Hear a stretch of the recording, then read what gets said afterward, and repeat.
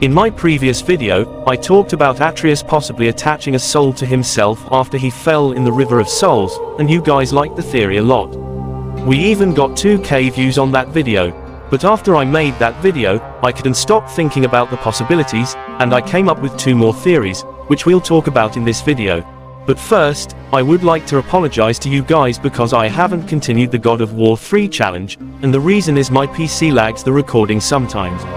I will continue the challenge, and I promise to finish it before we reach 1000 subscribers. For those who haven't watched the first part, you should check it out by clicking here. But for now, let's continue with this video. So, something that I forgot to mention in my first video is that the soul attaching to Atreus could potentially be someone close to him. Who exactly? I already talked about Faye, and Kratos is alive. Who else did Atreus love that died? Fenrir. I know what y'all are thinking. Atreus got Fenrir's soul in his knife when Fenrir died. Well, only one part of the soul went into his knife, and the rest went to the elf of Lightheim. When Atreus fell into the lake, he possibly got the remaining 3 parts as well. That's how he was able to revive Fenrir inside Garm. Now, as much as this theory makes sense and is cool, I don't think this is what Corey would do.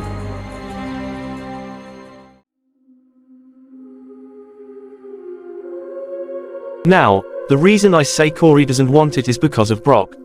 Seeing how Brock was resurrected by Sindri. Long before you were born, there was an accident at the forge. Brock died. I couldn't accept it. I went to the Lake of Souls in Alfheim to steal him back. Legions of souls tried to stop me.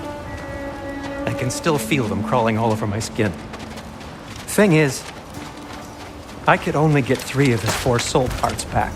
And then his soul couldn't go anywhere after his death since he didn't have his entire soul. Well, it can't reach the Lake of Souls.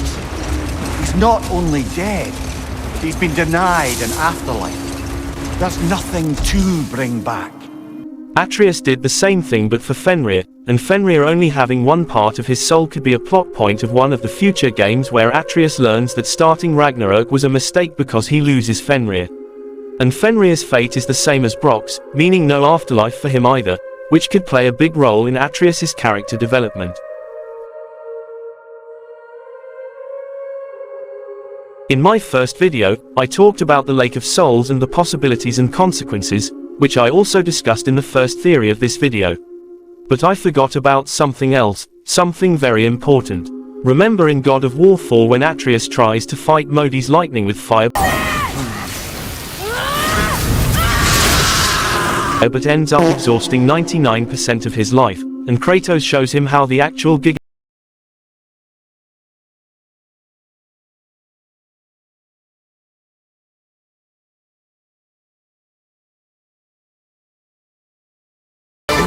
and takes him to while mocking him.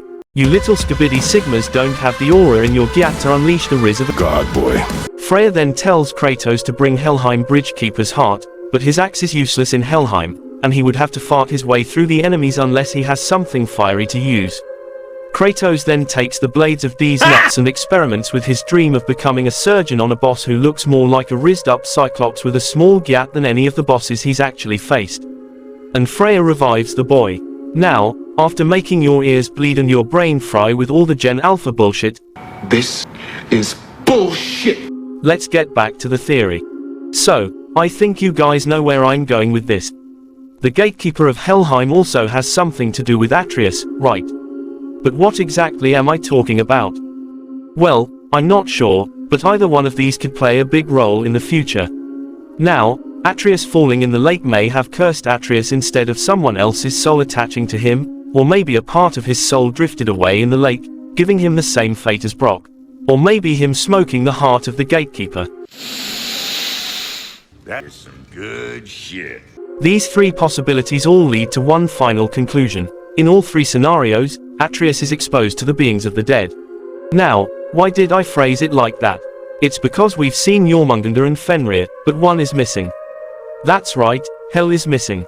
So my theory is either one of these possibilities will affect Loki's possible future children. If Atreus has lost half of his soul in the lake, it could be that his daughter is born with fewer soul bits. If Atreus is cursed from the lake, it could be that Hel is cursed to be born half dead. If it is because of Atreus falling ill and being revived by the gatekeeper of Helheim, it could be that his daughter is half with Hel.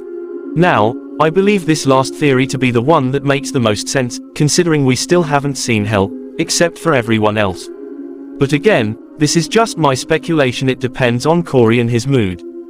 But still, we just gotta wait for the return of Circle to see if my theory is true. With this, we reach the end of this video. Make sure to comment what you think of this theory. Make sure to like the video and subscribe for more God of War content. I'll see you guys in another one. Goodbye.